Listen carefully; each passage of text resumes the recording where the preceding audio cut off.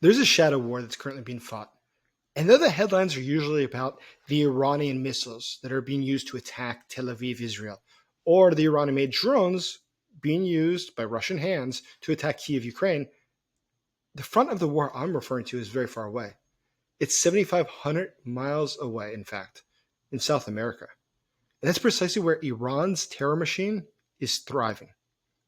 So in Ciudad del Este, which is part of the tri-border zone where Paraguay, Brazil, and Argentina meet, Amir Mohammed Akil Rada, who is a Hezbollah financier sanctioned by the U.S. Treasury, was caught smuggling 500 kilograms of cocaine. He disguised it as charcoal. But this was not some sort of a side hustle to make money for the drug cartels. This was specifically drug trafficking to finance terrorism, because the profits were used to fuel Tehran's proxy networks across Latin America. But at precisely the same time, in Caracas, Venezuela, Russian Wagner Group operatives were unloading Iranian drones and building forward operating bases. Different regions, but exactly the same axis, and all part of the same war. This is terrorism funded by drugs, and the profits are used to finance terrorism and crime across Latin America, the Americas, Europe, and Asia. And this is not some abstract theory of how state actors behave or how they interact with non-state actors. This is a true story of how Iran, Hezbollah, Russia, and the drug cartels have built an empire. And today we're going to expose that. We're going to expose a side of the Putin regime and the Iranian regime that almost never makes it into the headlines. But it's very real, and it's very dangerous. But that's why we'll expose it. This channel exists specifically to uncover what the dictators fear most, which is the truth about the shadow wars that they are fighting against the collective West, not just against Ukraine. My name is Jason Smart. I'm a special correspondent for the Kiev Post, and I've been confronting authoritarian regimes for many years, which in fact has got me banned from a number of countries. And what I've learned in that period of time is that tyrants don't just fear armies, they also fear exposure, most especially when the spotlight is shined on their illicit financial networks. So today we're going to do that. Today we're going to dig into a story that Vladimir Putin and Khamenei would certainly prefer was not public. And that's an aspect of their relationship, their working together, which is rarely in the press, but incredibly important. It's a lot of where their money comes from, how they finance themselves. So help bring this truth to life. Please let other people know. How you can do that? Please like this video, and please subscribe to the channel now. And if you wish, please become a member of the channel. So let's get started. Let's look at specifically what's been going on. Let's look at something that's not one of the things that you would have read probably today in the news. Because it's not simply about Iran's war against Israel or Iran and Russia's war against Ukraine. There's a deeper story. And it's not happening in Tehran nor in Moscow. It's happening in Caracas. It's happening in Ciudad del Este. It's happening in the shipping lanes of the Atlantic. And it's happening in the cash flow that bypasses the sanctions, that's used by the cartels, that's used by the proxies, and used by the terror-linked shell firms. This isn't diplomacy. This is international organized crime. And it's the most dangerous gray zone alliance on Earth. And it's operating across the entire world. Now, as you well enough know, Iran is under sanctions. But still, its oil flows. And to do that, it gets a lot of help. For instance, Venezuela helps it. It relabels it, it mixes it, and it ships it.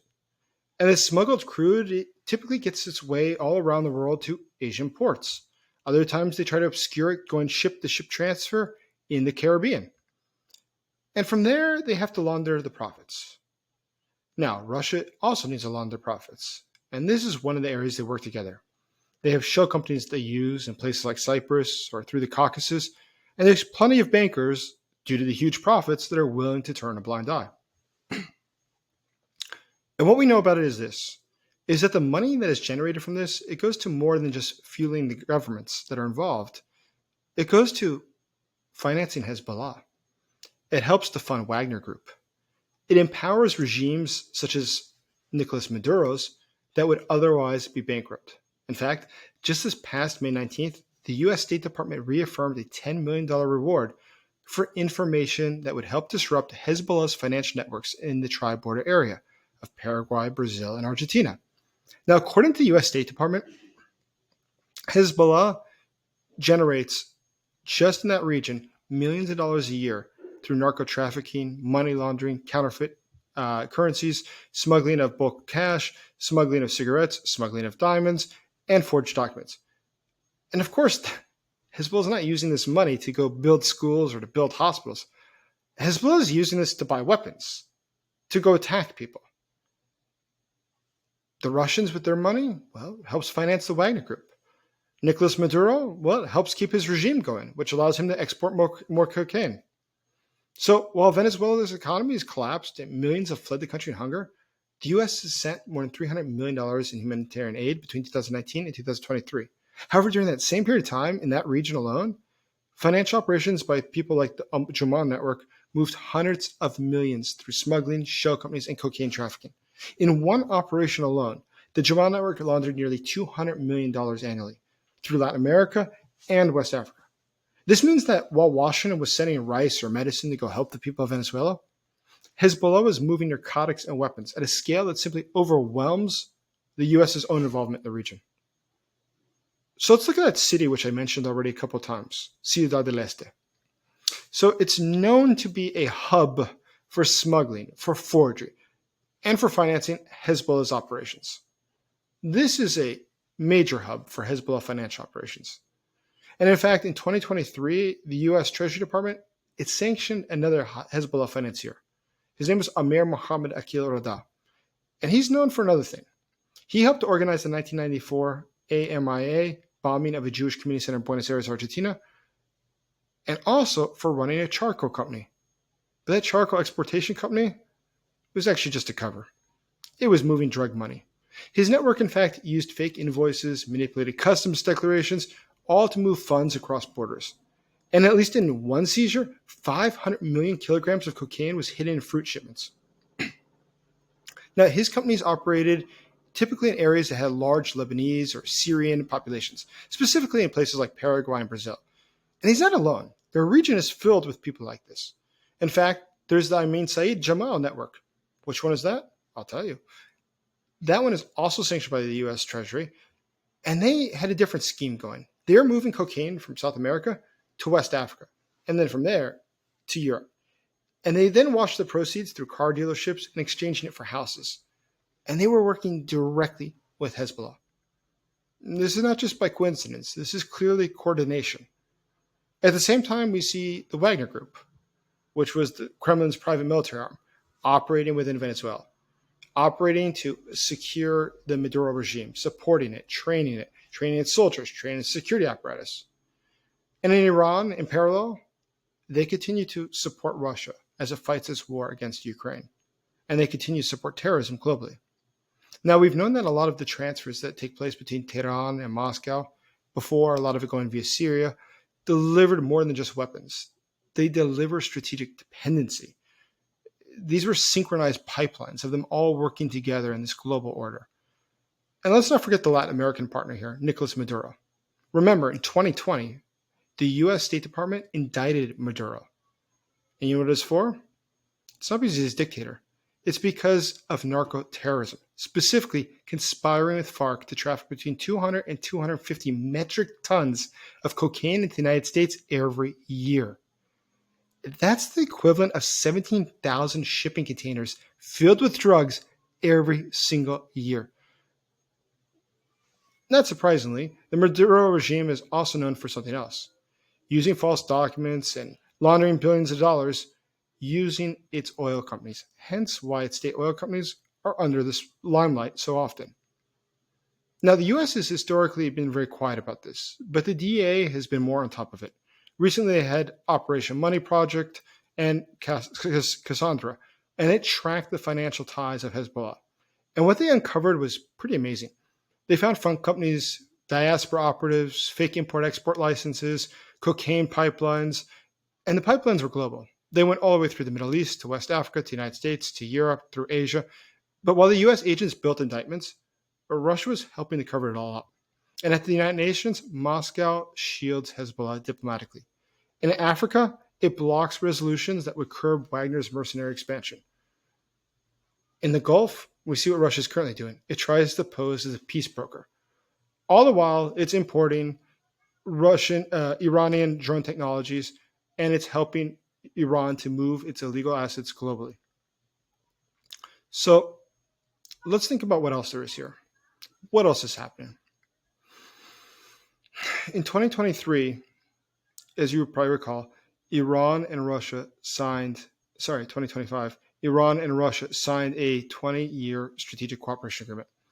What was interesting about that was that it was very important, but it was really not just political theater. It actually included things such as arms deals and nuclear energy projects, oil trade, banking schemes, all being done, though, specifically for what?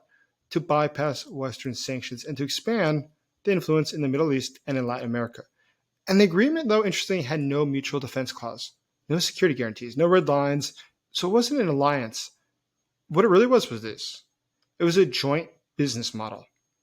It was objectively to work together so they can make more money with the narcos, with oil, and use the same financial systems. Remember, Hezbollah's missiles, they're not being paid for by Lebanese taxes. They're coming from charcoal shipments, which are in fact filled with cocaine. They're coming from shell companies in Ciudad del Este, from the Atlantic shipping lanes that are used by the Maduro regime, and from oil that's smuggled out of Iran and enabled by Russian logistics and diplomacy. So ultimately, this is really organized crime.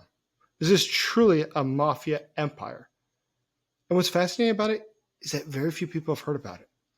Most people think that Russia's war against Ukraine is localized. It's between these two countries and nothing more.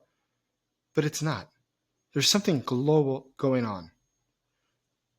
The world where we live in today is a world where Wagner, Hezbollah, the IRGC, Latin American cartels, the Kremlin, Tehran, North Korea, Maduro, and Venezuela, they work together. And in fact, the illegal trade of drugs and the illegal trade of oil is central to this terrorism which we see, whether it's in Latin America, whether it's the drug cartels that create the violence in Latin America, or if we see the violence in Africa or the warlords, it all ties together. So ultimately, don't forget that. Ukraine's war that's fighting today, it's not simply about Russia and Ukraine, nor is it only Iran and Russia against Ukraine. This is in fact a global consortium of entities which are all under sanctions, either the state actors, which we've mentioned, or the non-state actors, such as the drug cartels, such as the money launderers, such as the terrorist organizations, operating together because they cannot legally operate any other way. And they're not just against Ukraine, but they're also against us.